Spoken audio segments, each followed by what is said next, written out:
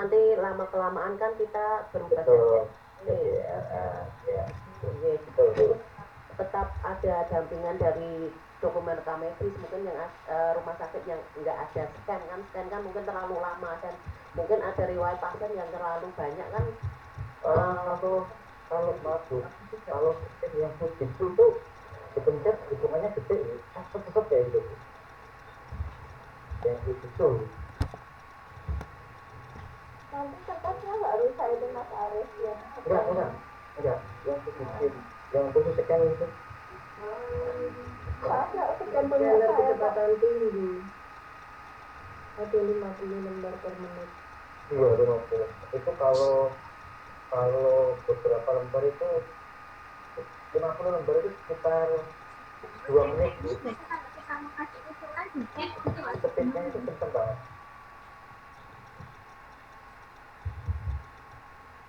Jadi gini Bu, prosesnya itu kalau di tempat saya dulu rawat jalan dulu.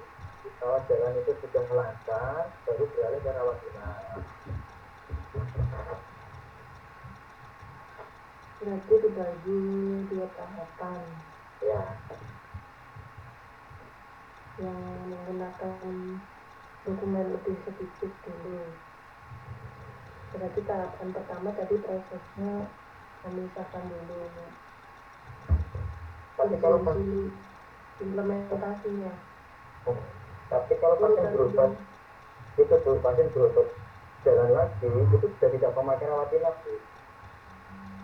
Iya, artinya kan tadi udah di-scan dokumennya, dokumen yang lama itu sudah di-scan, sehingga kapan kita melakukan implementasi, dokumennya kan sudah ada, sudah tidak disediakan oleh petugas filing kan. Sebenarnya sih ada 2 alternatif ya, kalau rumah sakit yang tidak mempunyai scanner, tidak mau proses digitalisasi dulu, itu bisa menyediakan dokumen dulu langsung entry di jadi itu bisa hanya untuk melihat riwayat, tapi entry-nya langsung di komputernya gitu. Kalau mau dengan digitalisasi dulu itu lebih enak gitu ya. Jadi cuman importnya di rekam medisnya itu lebih tinggi gitu. Betul. Bikin dua itu aja tuh, dua versi ya. Yang macet kan alternatif ya, 2 alternatif, 2 opsi berarti ya. Ya, opsi. Jadi opsi yang pertama apa? Urutan prioritas itu rawat jalan sama IGD ya. Rawat jalan IGD, apa IGD-nya IGD satu dengan rawat inap implementasinya?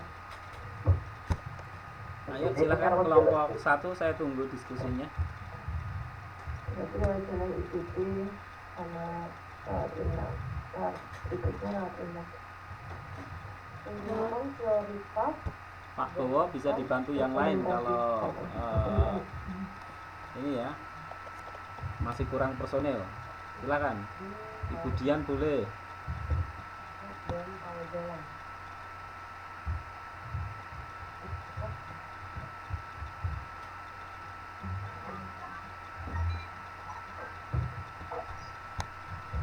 Mbak Eka, saya kirim WA.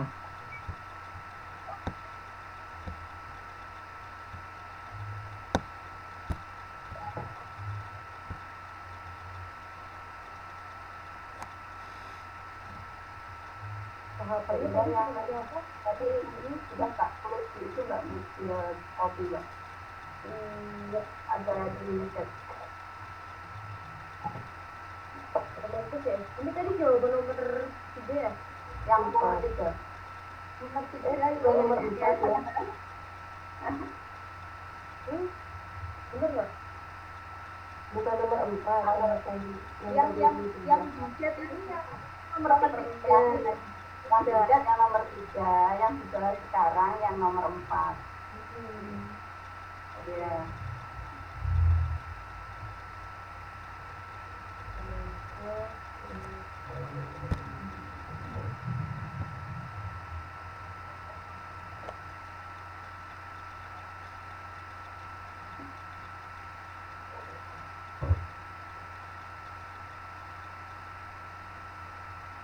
ngeteknya udah sampai nomor berapa Mbak ini?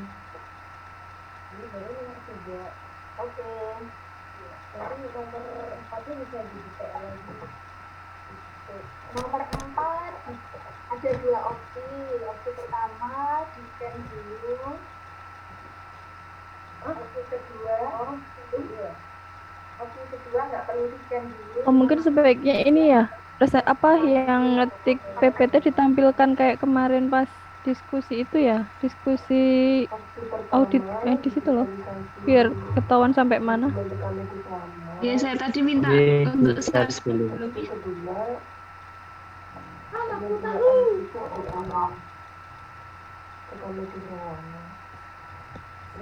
Mbak Eka sudah bisa akses share screen. Belum. Belum. Pak Rahmadin, tak tolong Mbak Eka, Pak. Kalau digitalisasi rekam medis bukan memerlukan mesin scanner juga Bu. Oh, jadi Yang digitalisasi yang perlu mesin scanner. iya, digitalisasi itu pakai scanner. Ya, karena bekasnya di scanner ini. Soalnya enggak sambil Bisa share screen kan Mbak Eka? Lalu ditulis. Iya. Kalau yang opsi kedua itu nggak perlu mesin scanner. Mbak Maria sudah coba, maksudnya langsung klik share screen bisa enggak? Soalnya saya tadi bisa. Nggak bisa. Nggak bisa. Saya belum bisa. Nggak bisa share screen soalnya. Berarti lanjut aja ngetiknya. Ya, berarti kalau tidak melakukan Mas Bowo langsung ya nggak bisa ya? dalam aplikasi SIM-RS ya?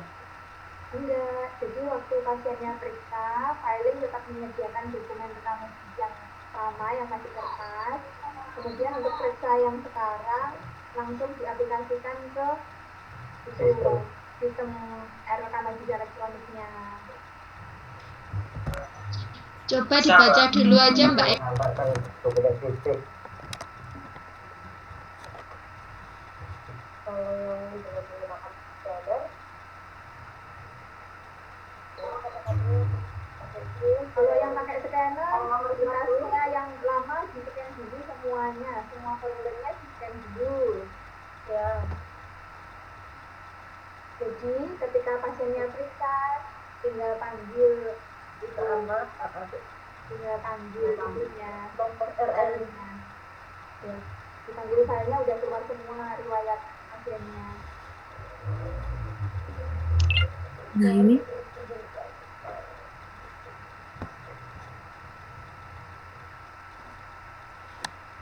kelihatan belum, Mbak? Sudah Mbak. Wah, Ya Mbak. Nanti ini aja, terus nanti misalnya mau ada penjelasan gitu tinggal dijelaskan gitu nggih. Jadi nggak kelamaan ininya ngetiknya.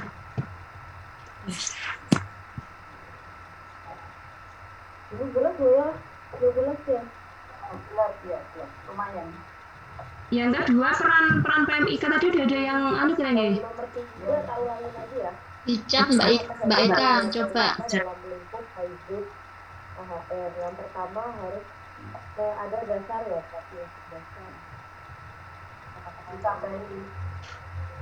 Nomor 3, gimana kalau ditambahin pengetahuan SDM tentang RM ini? Jadi SDM-nya Berapa ya? SDM-nya harus paham dulu.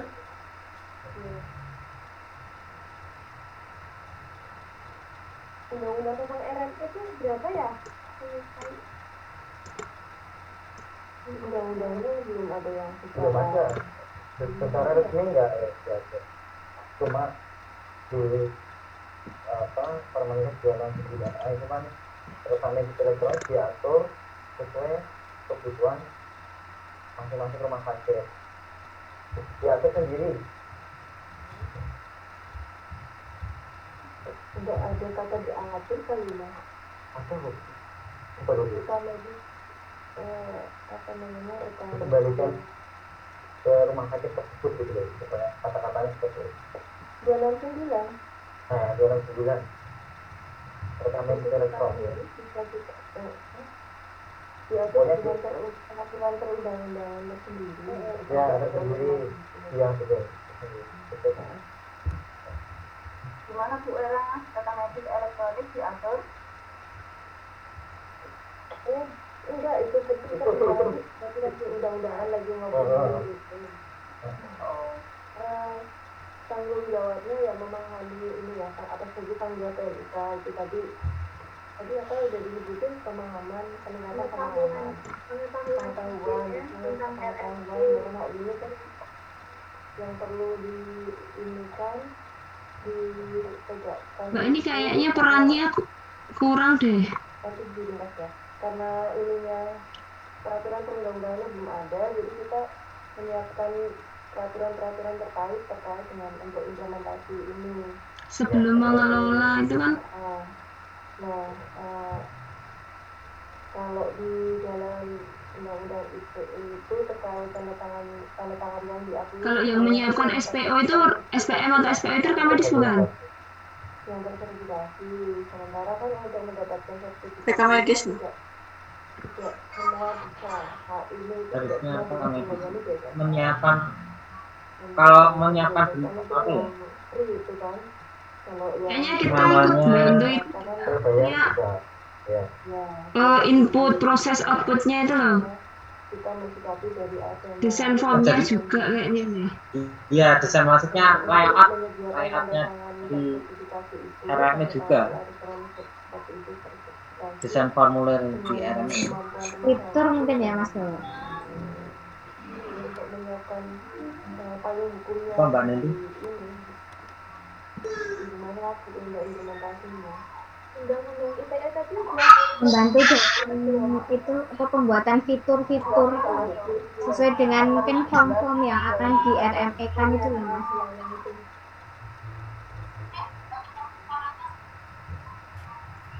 Berarti peran membantu PMK mengidentifikasi dulu, Desain.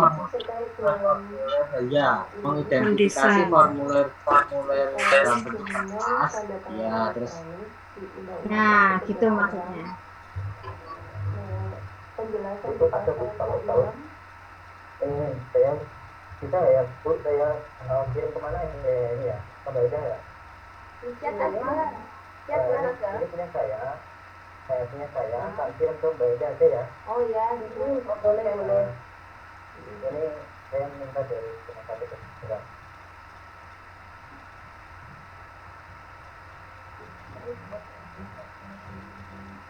Baik, di kelompok 3 ya Mbak? Kelompok 9 apa kelompok berapa Mbak? Itu campur Mas. Itu campur bukan kelompok kita. Cuman juga 2 kelompok lagi langsung ke Wapri aja, Wapri. Ya. Izin berpendapat Mas Bo, Mbak Eka. Kalau dari RKI itu mungkin salah satu utamanya pertama adalah pembentukan tim RKE. Jadi rekam medik tidak berdiri sendiri, di situ ada dari lintas profesi, ada rekam medik, medis, kemudian struktural juga dilibatkan, manajemen, tim IT juga, keperawatan seperti itu. Dan itu merupakan istilahnya dia sebagai perwakilan dari masing-masing profesinya. Jadi misalkan ada formulir, memang formulir awalnya kan sudah didesain atas user ya. Jadi misalkan formulir keperawatan sudah di ACC oleh usernya, yaitu keperawatan, kemudian masuk ke rekam medik segala macam. Nah, di situ dari tugas kita rekam medik adalah mendampingi dari tim IT-nya dalam menyadur formulir bentuk kertas menjadi elektronik. Nah, mungkin secara garis besarnya yang bisa saya sampaikan itu Mbak, Mas. Udah masuk belum ya? Bu, yang membentuk tim RKI itu Udah. dari ini nggih, instalasi Dari manajemen. nggih. Ya, dari manajemen. Jadi saya pernah ngikutin dari Dr. Rano itu adanya tim RKE, kemudian pemimpinnya adalah manajemen. entah struktural, salah satu struktural ditunjuk lah pejabatnya gitu. Atau itu ada yang dari Jadi ada kekuatan untuk mendorong PPA di bawahnya juga.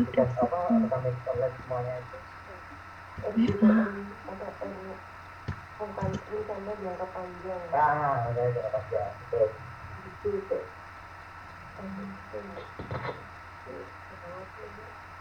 Nah, mohon maaf mungkin untuk yang pembentuk tim RKE itu masuknya ke perencanaan, Mbak.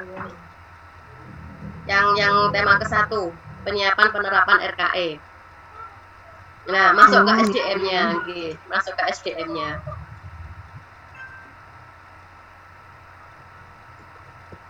Iya, nomor 4 dikasih itu tambahan ini dulu secara bertahap dari rawat jalan dulu. Oh ya wis, iki wis dadi kok. Nah, masuk di situ. Aku dadi host ya saja. Jadi nggak langsung semuanya. Halo. Benahi dulu nomor 3 dulu. Oke. Indah. Ya udah Pak, Pak, kita tontonin sih. Rumah sakit saya itu 5 tahun Bu prosesnya. Iya ya. 5 tahun. Membangun sistem perlu fondasi yang kuat dan waktu. Kalau peran PMIK ya itu tadi mengusulkan material untuk formulirnya, kemudian mengawal agar formulirnya tersebut benar-benar sesuai dengan desain formulir yang sesuai aturan rekamediknya. Dikasih dulu nih. Oke, bisa. Ini nomor yang poin 2 masuk nggak? Terus juga mungkin untuk mengenai hukum kesehatannya itu Mbak, mungkin kan rekamedik lebih paham ya daripada profesi lainnya tentang asas kerahasiaan rekamediknya, keamanan rekamediknya itu. Nggak tahu kata-katanya kalau mau disatu dalam bentuk tulisan seperti apa. Terus nomor 4-nya Mengidentifikasi formulir manual yang akan dimasukkan dalam implementasikan dalam fitur RKE, Mbak. Oh iya.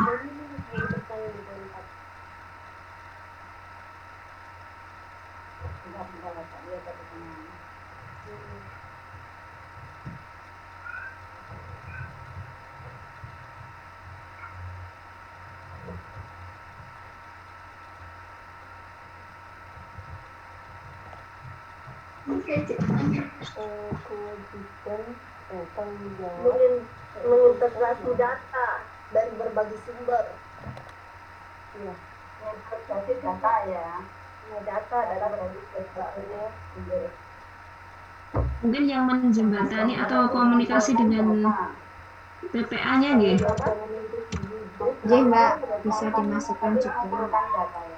Mengumpulkan data pada titik pelayanan. Memfasilitasi juga kan namanya. Ada titik pelayanan. Menjembatani itu Mbak sebagai analisis programmer ke PPA. Saya bentar jadi keinget ini ID belum masuk ini.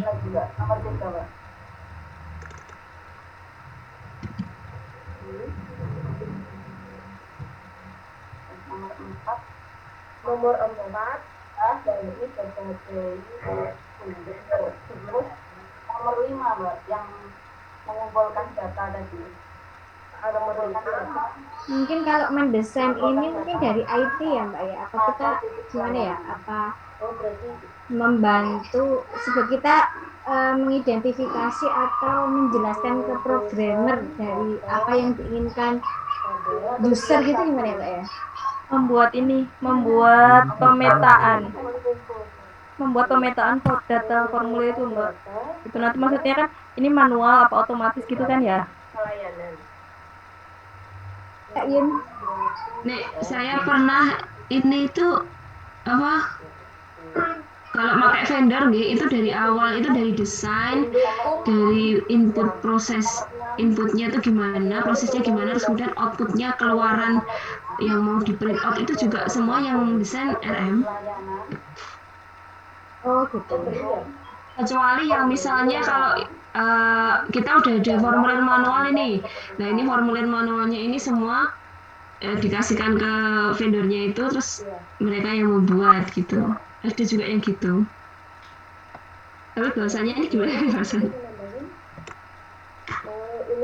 Kita sepakati aja. Ini seakan-akan kita mau mengembangkan sendiri atau ada vendor ya.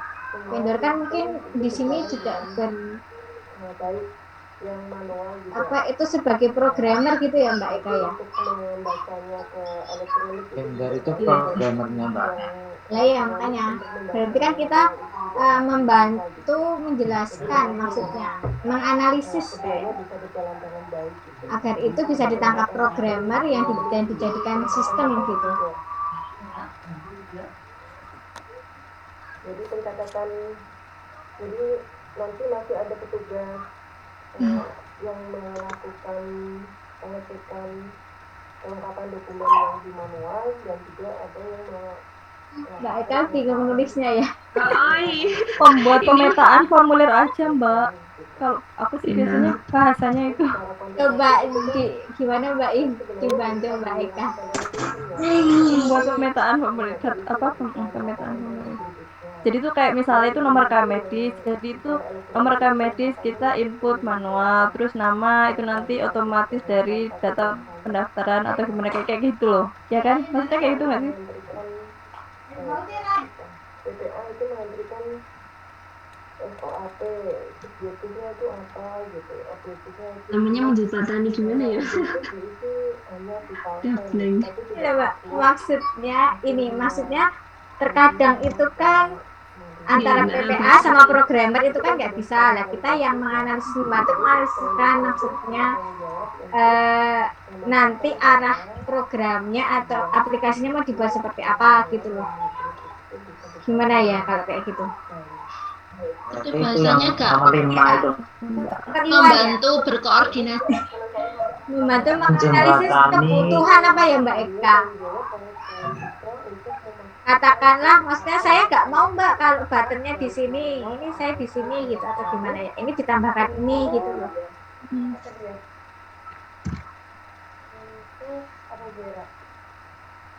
Iya itu karena pelaksanaan tidak usah untuk pakai untuk aja ada lagi sudah lanjut yang soal nomor 4 iya ya. Ada juga saya dapat yang dari Gemala Hatta, kalau di nomor 3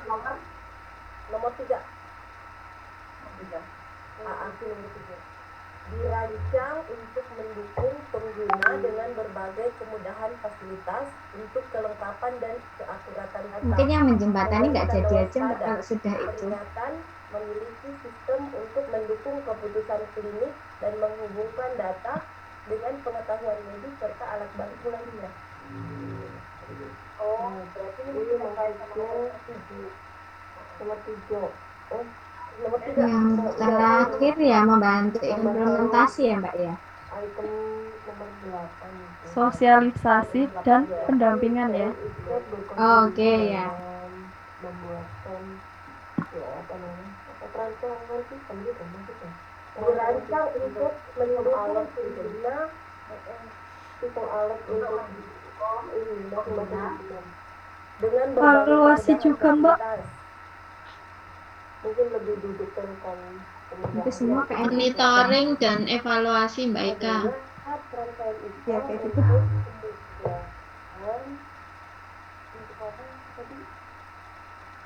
Itu sistem alert, sistem peringatan gitu. Misalnya pasien alergi. Kembali tanda waspada peringatan. Mengusulkan kepada ini pembuatan API. Ya, mengusulkan pada CNS. Pengendalian sistem ini peringatan. Peringatan aja. Memberi tanda waspada, peringatan dan peringatan. Alat sistem namanya itu. kalau rekan tanda peringatan Mbak Eka, maaf yang di asesmen tadi sudah ada mengidentifikasi kebutuhan belum ya?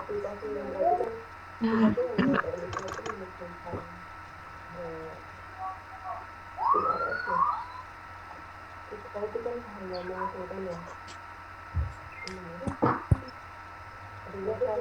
Bahkan itu loh Bu, yang slide 4 jadi 2 slide nggak apa-apa Mbak, daripada tulisannya kecil-kecil. Oke.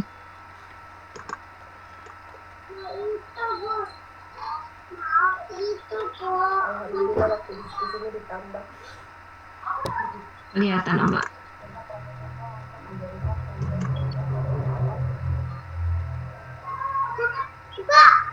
Ini asesmen mau ditambahin apa?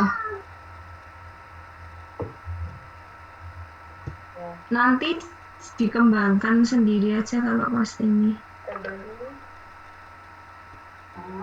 Nanti yang presentasikan Mbak Eka. Jangan saya, Mas Boy ya Mas. Apa-apa, ketua lagi. Nanti kita nambahin gitu ya Mas Bo. Mungkin Mbak Tantri yang udah pernah, Mbak. Oke. Ada peringatan, Mbak. Ini baru pengembangan juga sih dari manual ke RME. Tanda waspada. Persiapannya kan berarti sudah dilalui toh Mbak Tantri. Persiapannya ya ini tinggal evaluasi tapi formulirnya baru sedikit. Apa nanti cerita gitu aja apa ya Mbak? Dia cerita gitu enggak apa-apa. Cerita pengalaman dikembangkan. Kayak gitu aja.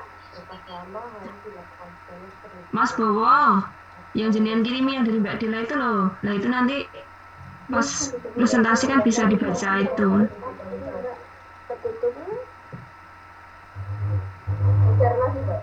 Ini SOP-nya, oh ini udah nih. Pak, nomor 1, nomor 2 itu sama. Jadi ini yang kedua itu yang tidak menggunakan scanner, tidak dilakukan. Itu poin C sama D nggak sama ya? Jadi Ini gimana? Mesin secara dari software. Ya, manual seperti biasa di kegiatan dari filing kayak biasa.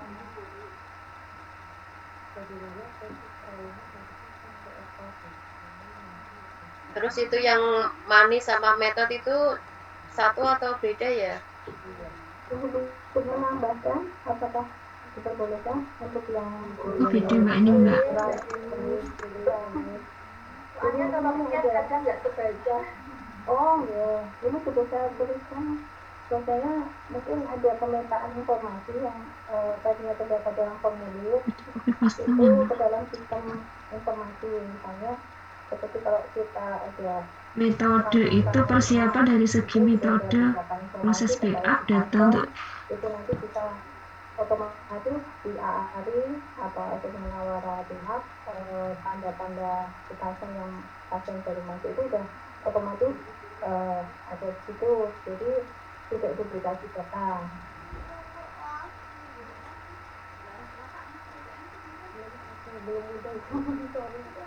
Oh, itu pemetaan informasinya, pemetaan kebutuhan pemetaan dari formulir yang apa saja yang kita gunakan, sebetulnya dimasukkan ke dalam sistem informasi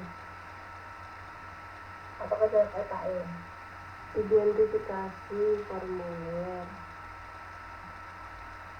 maksudnya gitu ya, identifikasi formulir untuk penyelenggaraan RKI.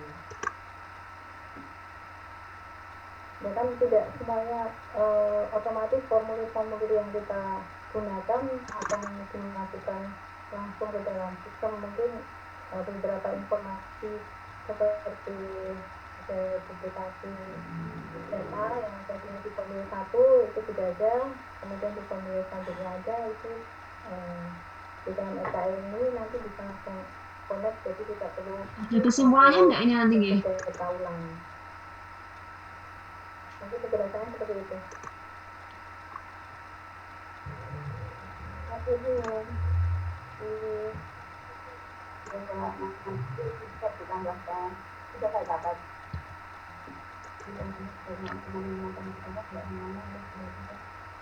Suara musiknya masuk nggak? Tetanggaku lagi aman.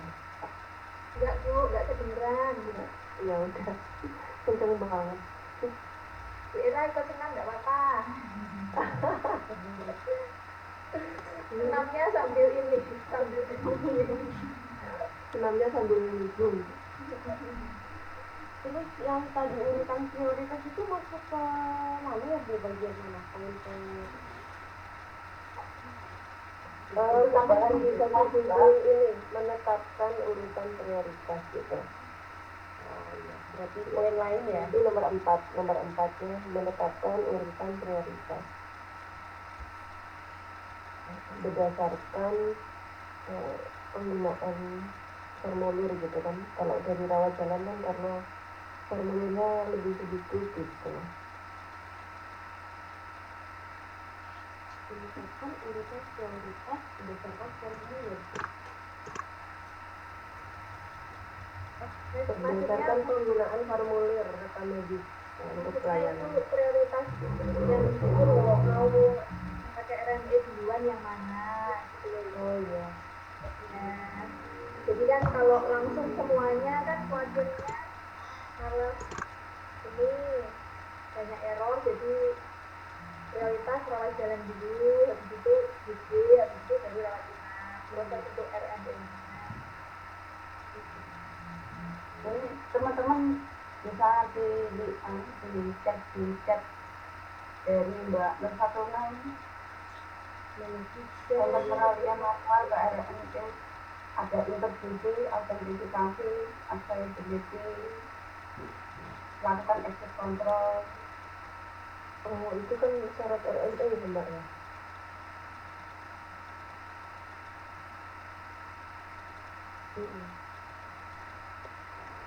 Ini yang diminta kita bahas itu bagaimana prosesnya. Oh, itu ini unsur atau persyaratan yang harus dipenuhi ketika melakukan peralihan dari manual ke RME. Unsurnya itu. Itu masuk ke bagian pertama ya, unsur. Bisa nomor buat prosedur. Bisa benar-benar nomor 4 bisa. Jadi Ini yang saya dapat juga itu. Jadi peralihan kan ini nomor 4 tentang peralihan dari manual ke RME kan. Jadi itu ada persyaratan. Peralihan dari reklamasi manual ke RME harus memenuhi persyaratan ini. Macam-macamnya itu. Ya, privasi dalam pencatatan rekam medis harus dijaga. Ya.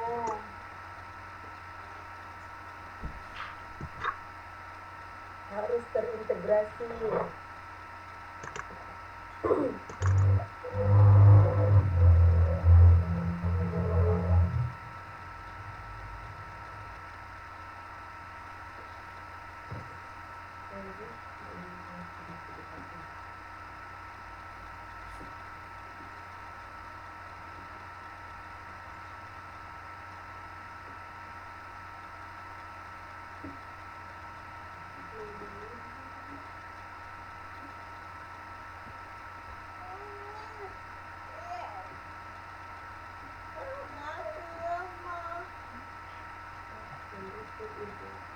Kita harus terintegrasi, terdapat autentikasi.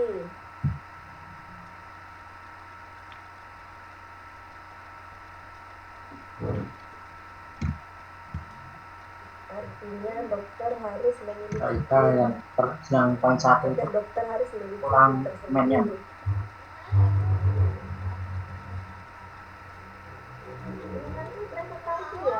Iya. Iya. Yuk, gantian lagi. Ayo, siapa yang presentasi? Yang belum kedengeran suaranya. Untuk yang Kan ada yang nambahin kesimpulan. tadi jangan hanya peserta, tapi user. Autentifikasi di dalam Undang-Undang ITE, autentifikasi harus mengenai artinya setiap dokter yang memasukkan data rekam medis ini harus mengikuti ketentuan sistem rekam medis. Oh ya, nggak apa-apa ditambahin juga. Kalau yang enggak di situ udah itu. Kalau yang bicara PIN itu UPK, angka-angka benar. Kalau yang di Undang-Undang ITE itu ini aku beda di. Pertanyaannya apa ditambahin lagi? Oh iya, ada dong. Ada. Jadi kata-katanya gitu sih, otentikasi itu penjelasannya dalam Undang-Undang ITE, otentikasi harus menggunakan PIN. Cuman kalau ternyata nggak ada di situ, belum baca juga sih undang-undangnya. Kalau yang di UPK itu memang penjelasan, yang dimaksud penjelasannya itu di ayat 3 itu, yang dimaksud dengan ketiga adalah dokter distribusi atau tenaga kesehatan lain yang memberikan pelayanan langsung pada pasien. Apabila dalam pencatatan rekam medis menggunakan teknologi informasi elektronik, kewajiban menghubungi tanda tangan dapat diganti menggunakan nomor identitas pribadi dalam kurung personal identification number. Itu kalau di oh berarti memang khusus untuk dokter ya? Enggak, bukan hanya dokter, tapi semua pemberi pelayanan semua gitu. Kata-katanya kayak gini kali ya. Saat melakukan pengambilan dokumen medis manual ke elektronik, biasanya harus sertifikat. Terdapat autentifikasi atau pihak petugas yang bertanggung jawab memberikan pelayanan langsung kepada pasien diberikan hak akses. Ya. Begitu? Diberikan hak akses dan hak untuk melakukan otorisasi terhadap ini. Otorisasi itu kan mengatakan otentikasi itu kan mengatakan otorisasi itu akses, otentikasi itu Kita presentasinya kapan ya? mengusahakan apa yang ditulis itu. Begitu miliknya gitu. Monitoring dan evaluasi RKS secara bertahap. Waktunya cukup ya Bapak Ibu? Cukup ya? Oke, kayaknya saya lihat beberapa sudah adalah tadi beberapa jawaban. Makanya saya dicek nomor 7 itu ada, itu jawaban yang saya harapkan ya, seperti itu. Yang anu ya, terkait dengan tanggung jawab tadi sudah muncul di situ. Nah, nanti biar dilengkapi teman-teman yang lain. Jadi saya pikir cukup dulu, kita ke main room dulu ya Bapak Ibu ya. Oke. Sebelum itu nanti apa ya? Di EPAL. Yang nomor 7 nih Mas. Bapak Ibu, apakah belum sudah selesai di sini?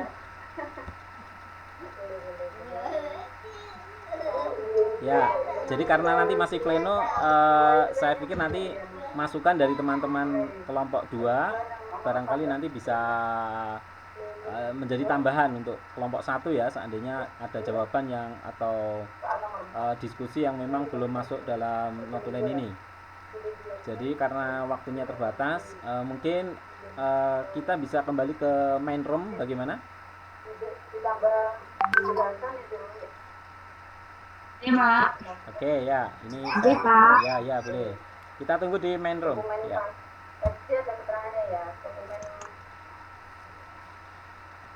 Mau saya kembali minum gimana? Maksudnya kembali gimana?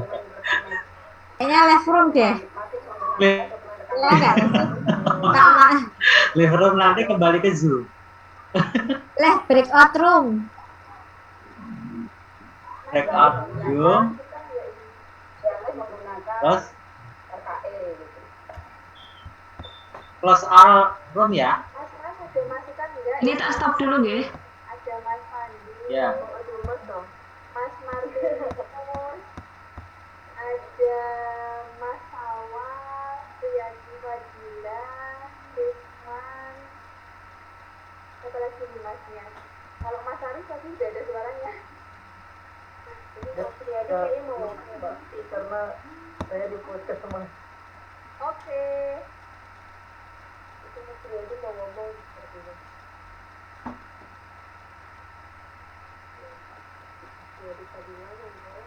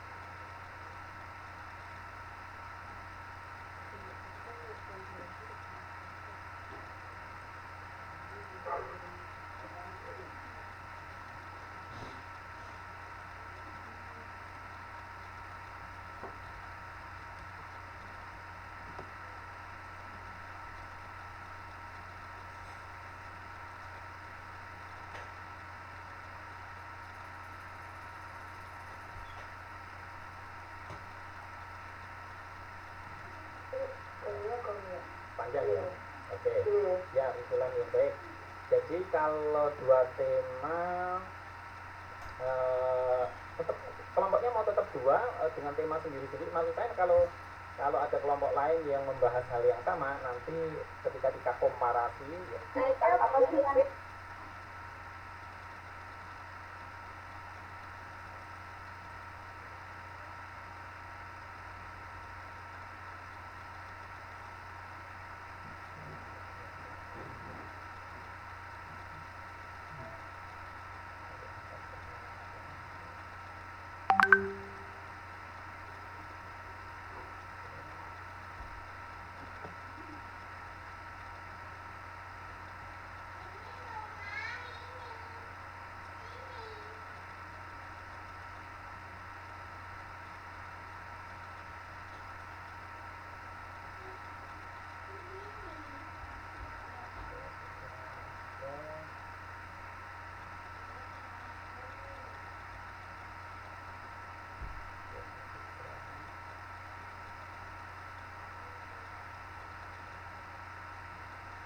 ya sambil menunggu teman-teman kelompok 2 sepertinya belum ke main room ya.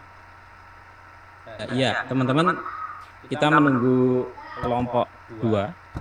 Sudah saya ingatkan untuk ke main room, sepertinya belum ke main room. Kita lihat rekaman hasil diskusi kita ini.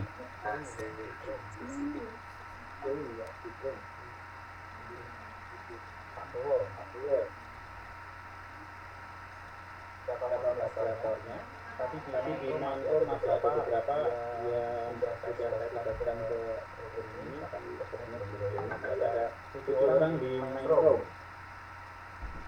Silakan bisa dimulai. Siapa yang mau memimpin di sini?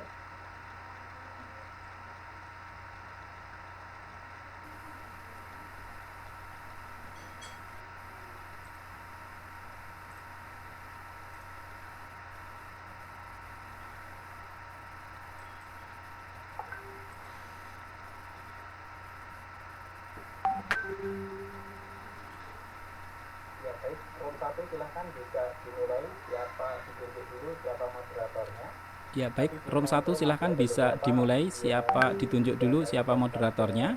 Tadi di main room masih ada beberapa yang sudah saya tugaskan ke room ini, tapi sepertinya belum join. Masih ada 7 orang di main room. Oke, silahkan bisa dimulai. Siapa yang mau memimpin di sini?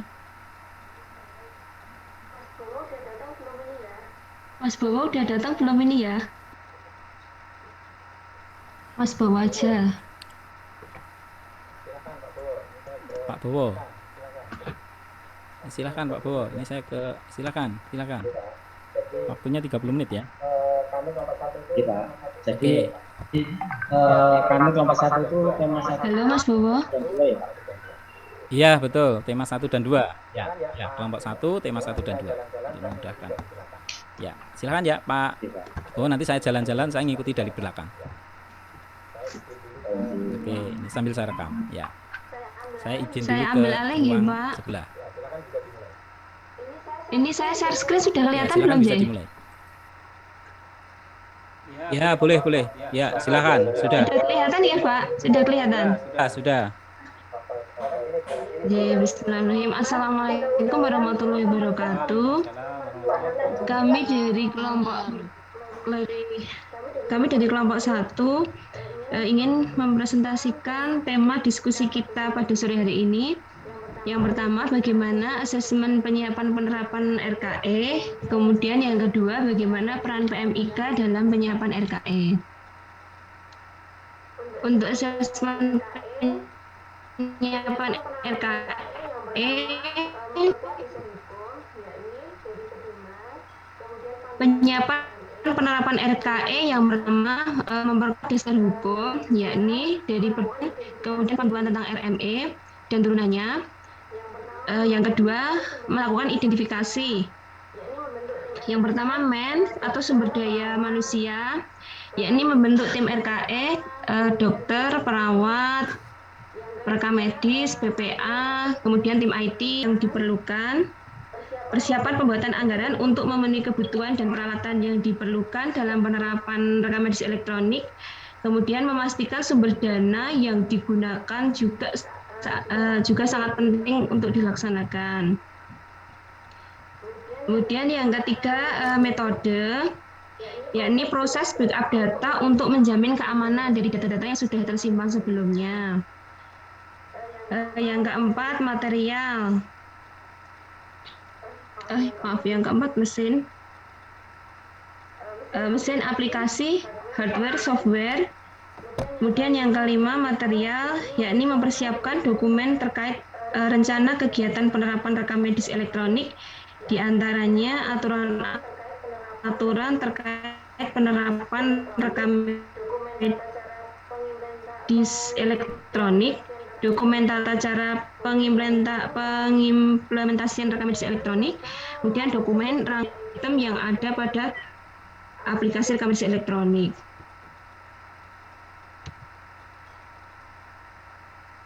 Berikutnya, peran PMIK dalam penyiapan RKE.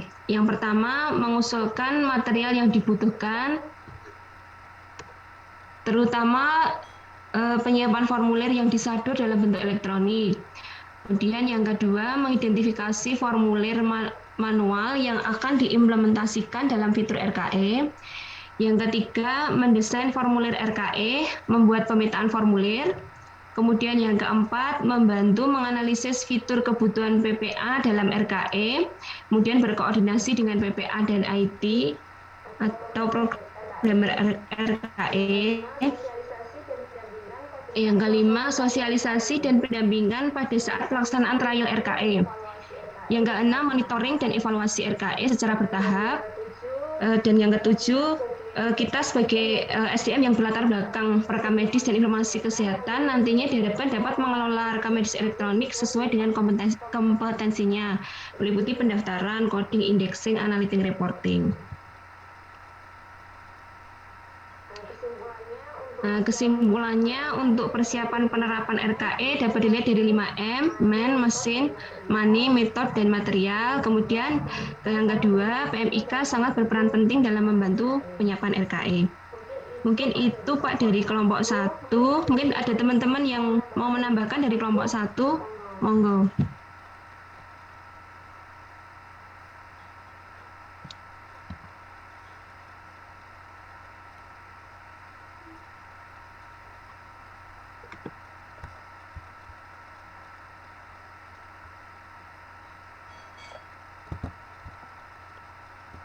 Ya, baik, silahkan teman-teman dari kelompok kelompok 2 ya, kelompok 2 untuk langsung kita tanggapi aja. Presentasi dulu aja ya, boleh, atau presentasi dulu aja ya, karena waktunya terbatas. Kita presentasi yang hasil kelompok 2 dulu aja lah, mumpung ini waktunya cukup ya, sebelum menjelang maghrib. Silakan kelompok 2 presentasi dulu, nanti baru kita diskusi. Kelompok 2 siapa yang mewakili?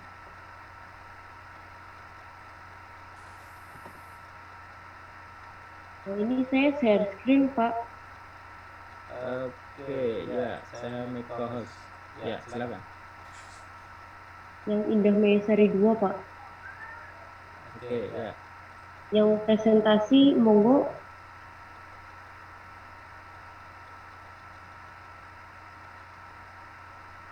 Siapa? Saya co-hostkan. Tidak ada penambahan. Share screen-nya dari Mbak Indah. Oke. Yang Indah Mayasari 2, Pak. Ada 2 ini sih. Oke.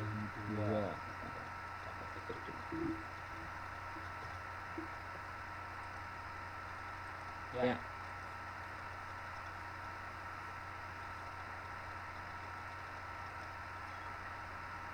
Silakan.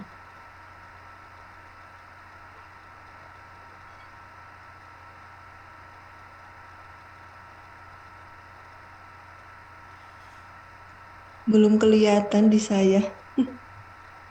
Belum muncul, Mbak. Belum, Mbak. Masih gelap. Masih connecting. Masih muter. Sudah kelihatan. Kelihatan.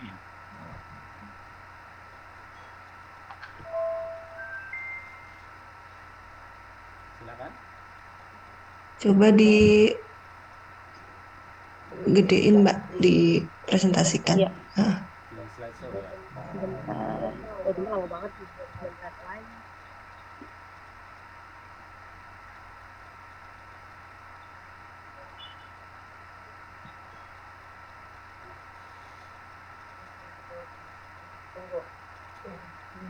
Terima kasih. Assalamualaikum warahmatullahi wabarakatuh. Iya.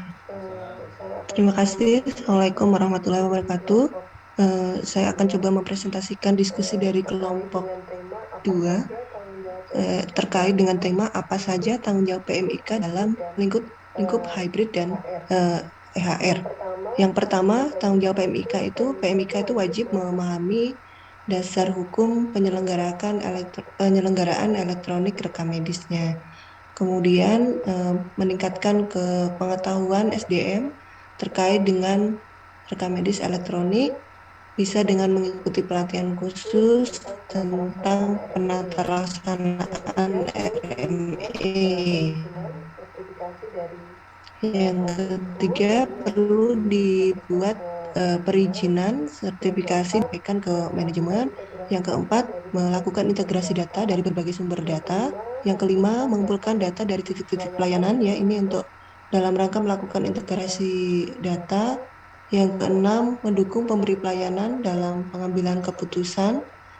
Yang ketujuh, adanya tanggung jawab PMIK untuk memastikan kelengkapan dokumen rekam medis lengkap baik manual maupun elektronik, ya, karena semua ini masih terselenggara, jadi kita ada effort yang lebih besar untuk penyelenggaraan rekam medisnya, ya, baik untuk manual maupun secara elektronik. Kelengkapan datanya kita harus kita harus awasi, lakukan analisis tetap untuk yang manual maupun secara elektronik. Yang ke-8, adanya peran PMIK untuk memberikan tanda-tanda peringatan pada EHR, ya, ini dalam bentuk usulan untuk adanya sistem di dalam rekam medis elektronik itu untuk bisa memunculkan semacam sistem alert untuk biar bisa oleh PPA sebagai tanda peringatan.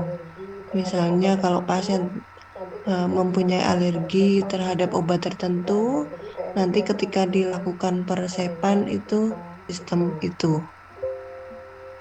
Next, Mbak Indah. Ya. Bagaimana proses peralihan dari media kertas ke RKE atau rekam medis elektronik? Yang pertama, ini dalam diskusi di kelompok kami ada dua metode. Yang pertama dengan melakukan digitalisasi dokumen rekam medis lama, riwayat yang lama, ini dengan melakukan scanning dokumen rekam medis yang pada kunjungan sebelumnya, kemudian dimasukkan ke dalam sistem supaya ketika kapan dimulai pelaksanaan RME, dokumen rekam medis yang sebelumnya bisa tersedia untuk bisa dibaca oleh PPA terkait dengan riwayatnya. Kemudian ada metode yang kedua dengan tidak dilakukan digitalisasi rekam medis.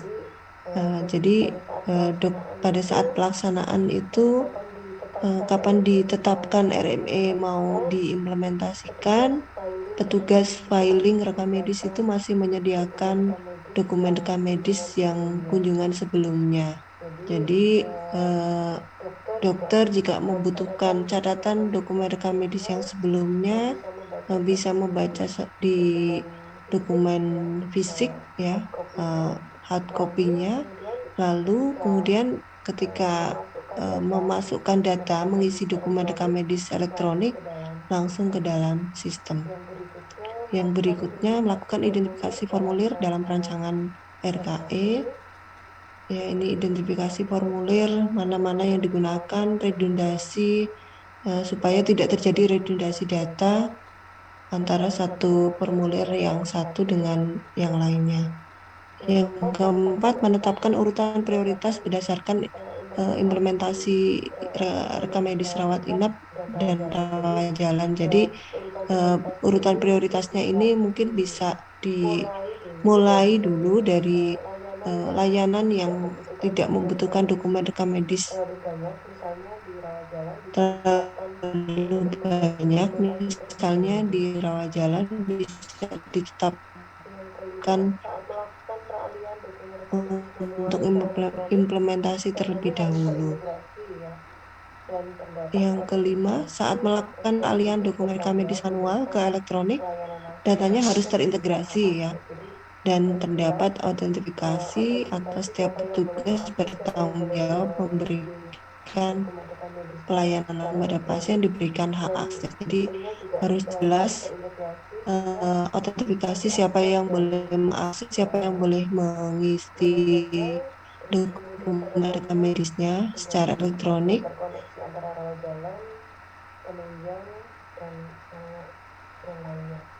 Demikian, terima kasih presentasi untuk kelompok ya.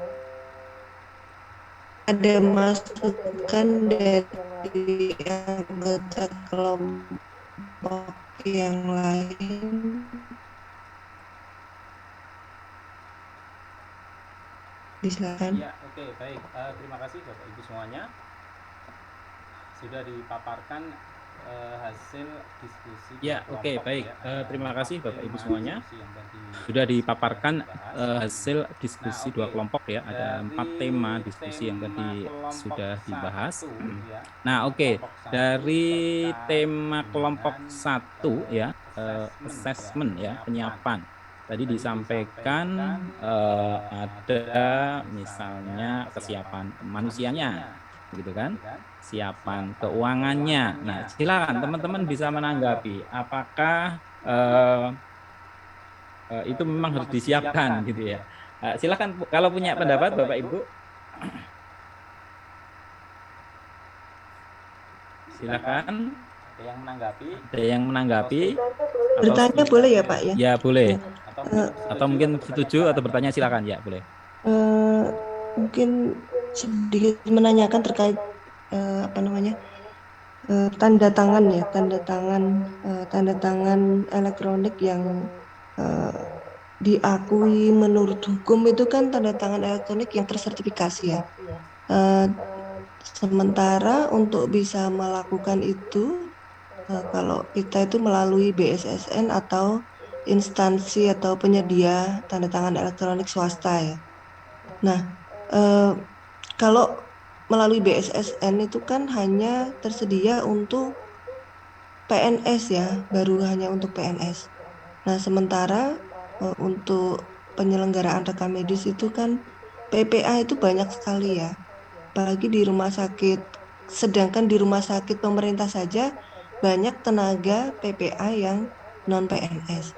Nah, untuk menyelenggarakan bisa terselenggara dengan sesuai dengan aturan tadi, harus bertanda tangan yang tersertifikasi itu kan berarti butuh biaya yang tinggi ya. Untuk saat ini itu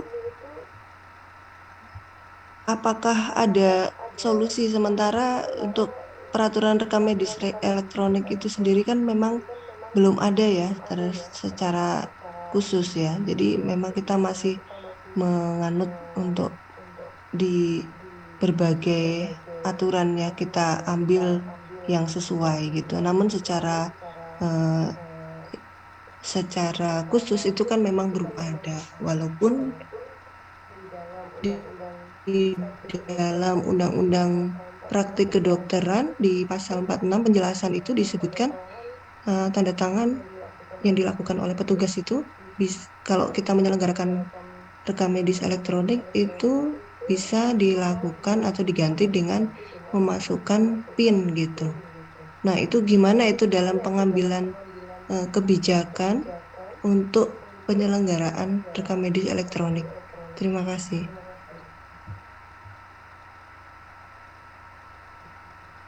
Ya, oke.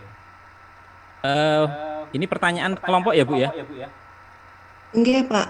Tadi terkait dengan persiapan ininya. Yap, tanya Dari sisi sama teknologinya begitu ya? Pak, tanya sama Bapak ya. juga boleh. Jadi, soalnya saya masih bingung juga ini. Jadi kebijakannya. Penilaian, asesmen kesiapan kita mau melakukan RKE itu kesiapan yang kita miliki apa kan perlu dilakukan asesmen. Manusianya bagaimana? Tadi sudah disebutkan ya ada man method mungkin money gitu. Nah, teknologi juga termasuk dari ya mestinya ya. Teknologi juga termasuk kesiapannya bagaimana? Jangan-jangan nggak punya teknologinya. Jangan-jangan kesiapan secara teknologi untuk tanda tangan juga belum siap misalnya gitu, belum diatur. Ya bagaimana nanti implementasinya gitu. Jadi kesiapan itu mestinya ada. Mungkin kelompok 1 kalau mau menambahkan silakan dijawab dulu pertanyaannya. Sudah maghrib ini. Silakan. Kelompok 1 silakan.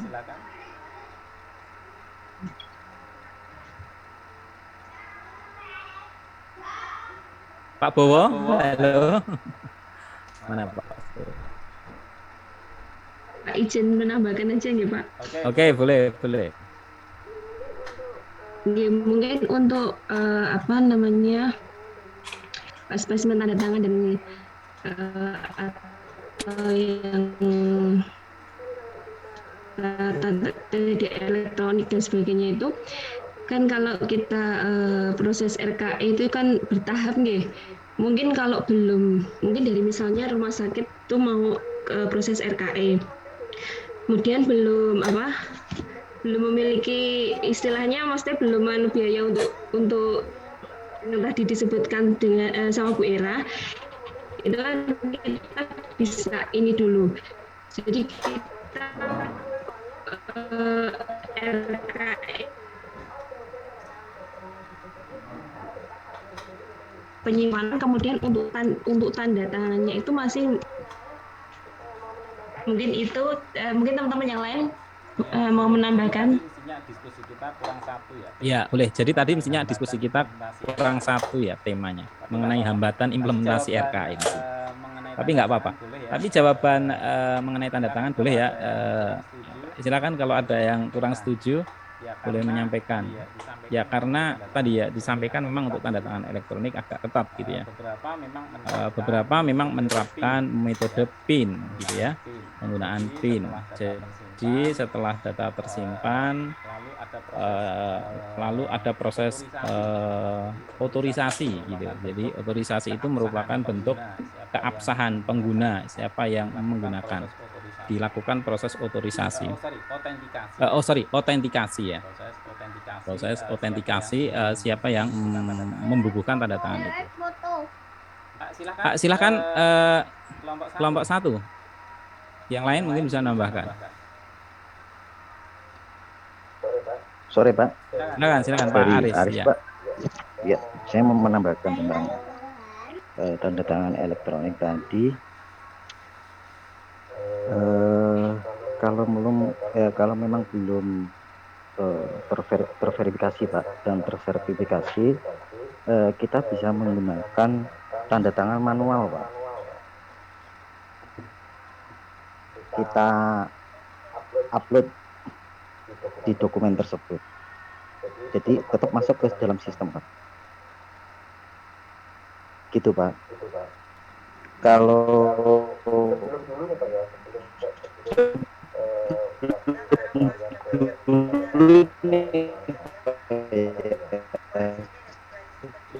terima kasih.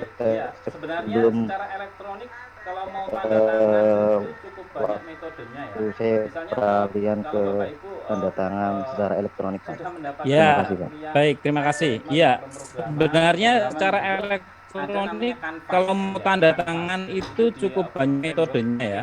Misalnya kalau Bapak Ibu pemrograman begitu, ada namanya Canvas, pemrograman berbasis PHP, itu ada Canvas, kita bisa tanda tangan di atas layar yang touch screen ya gitu ya.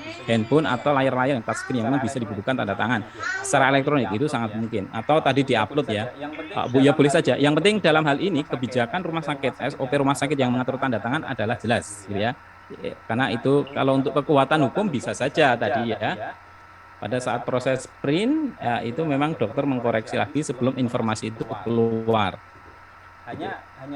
Hanya saja kalau ada masalah hukum bagaimana? Nah, itu perlu diskusi lagi nanti.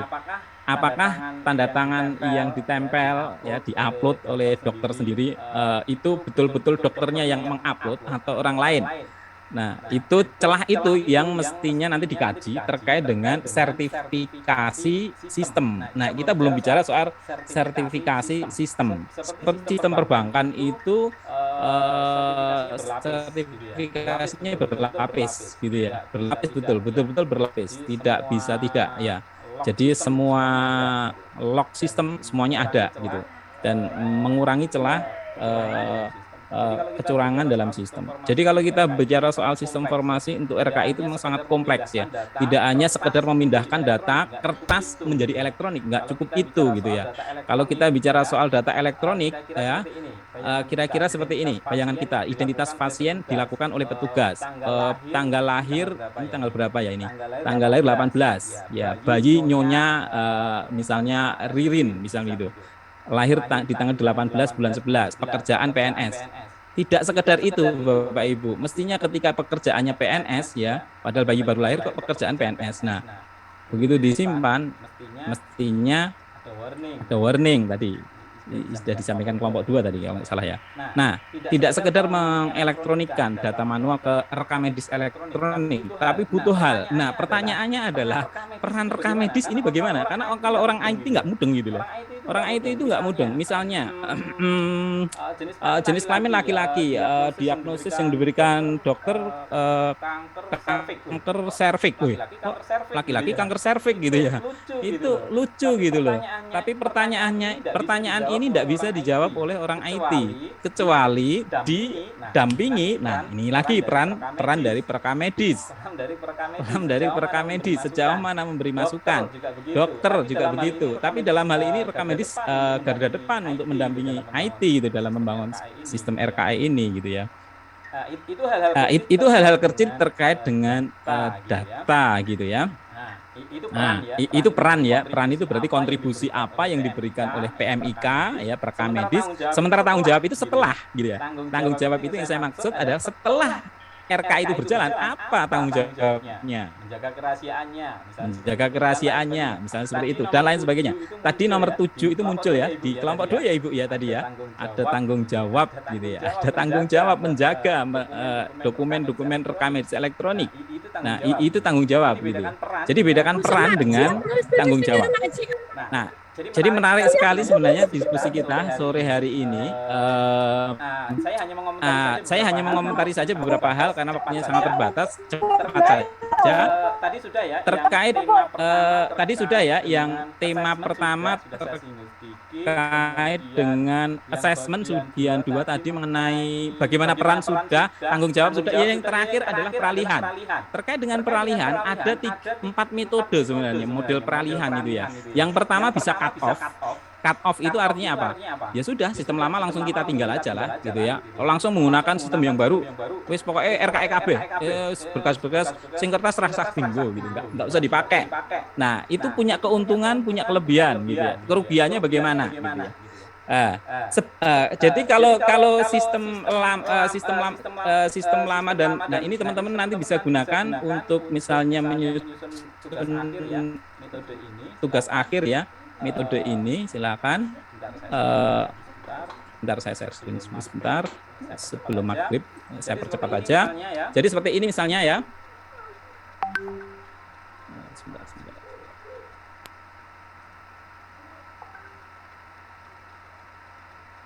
Nah ini sistem lama, sistem baru gitu ya, manual. Nah ini kalau di cut off itu langsung ditinggal, ya.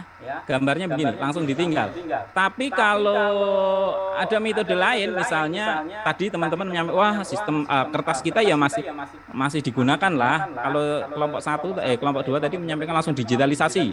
Tapi cara yang kedua itu dengan tetap menggunakan yang manual. Nah, itu berarti sistem lama, sistem baru berdampingan Bapak Ibu. Jadi ibaratnya kalau kita punya tangan seperti ini, saya stop dulu. Jadi kalau kita punya tangan, ini sistem lama, ini sistem baru ya, ini sistem baru. Jadi masih berjalan begini. Ini bulan pertama, bulan kedua, bulan ketiga, 1 tahun ya. Nah setelah itu dilepas, udah. Yang berjalan adalah sistem yang baru gitu ya. Yang sistem lamanya ditinggal. Itu punya keuntungan dan punya kelebihan gitu. Nah teman-teman mungkin di lapangan lebih punya pengalaman ya, bagaimana gugupnya kalau langsung cut off, kerugiannya apa, keuntungannya apa, beda dengan sistem paralel mungkin didampingi dulu, atau mungkin dengan metode bertahap, mungkin sistem lama, sistem alon-alon lah, dari rawat jalan dulu aja masih menggunakan campuran dengan paralel tadi, tetap didampingi alon-alon dengan ini ya, dengan kertas misalnya begitu ya. Nah, silakan nanti dikembangkan teman-teman semuanya. Jadi terkait dengan proses proses peralihan antara kertas ke RKE itu sebenarnya perlu disiapkan betul. Jangan sampai nanti petugas atau pelayanan, dalam hal ini pelayanan ke pasiennya, menjadi terhambat gara-gara itu gitu. Nah, itu mungkin yang bisa saya tambahkan. Nanti teori-teori terkait dengan peralihan itu bisa menjadi tema-tema tugas skripsi ya, nanti bisa ngambil di lahan Bapak Ibu sendiri bagaimana saat itu mungkin begitu. Nanti bisa dicerahkan sebagai variabelnya adalah misalnya menggunakan metode paralel, keuntungannya apa dikaji di situ. Nah, silakan nanti tinggal milih pembimbingnya aja nanti. Oke, itu dulu Bapak Ibu karena sudah maghrib. Ada yang perlu ditambahkan sebelum saya tutup? Ada? Belum ada, Pak. Sudah jelas kira-kira? Cukup, Pak. Ya, cukup ya. Sudah jelas ya terkait dengan kesiapan RKE tadi ya, sudah disinggung, dan yang disampaikan kelompok 1 sudah cukup ya. Sebenarnya metode itu bisa digunakan untuk kesiapan RKE, tapi yang jelas biasanya memang assessment SDM-nya dulu dilihat, teknologinya, keuangannya gitu ya, kebijakan-kebijakannya. Nah, seperti itu. Jadi itu memang harus disiapkan betul, di-assessment dulu, dinilai dulu apakah betul-betul sudah layak ke RKE atau belum gitu ya. Nah, oke, kalau sudah nanti presensi saya siapkan, ini belum saya siapkan di psikologi, segera nanti saya siapkan nanti malam, mungkin besok pagi bisa dilakukan presensi, dan rekaman tadi nanti saya upload ke psikologi ya nanti insya Allah ya. Demikian, terima kasih atas perhatiannya karena sudah maghrib, tidak baik kalau saya teruskan. Semoga yang sedikit ini tatap muka pada hari ini bermanfaat untuk kita semua dan menambah pengalaman kita di lapangan nanti sehingga bisa membantu untuk memecahkan masalah-masalah yang ada di lapangan dengan sharing-sharing seperti ini. Amin. Ya, kita akhiri. Assalamualaikum warahmatullahi wabarakatuh. Terima kasih partisipasinya Bapak Ibu semuanya. Waalaikumsalam warahmatullahi wabarakatuh. Sama. Terima kasih Pak. Sama-sama.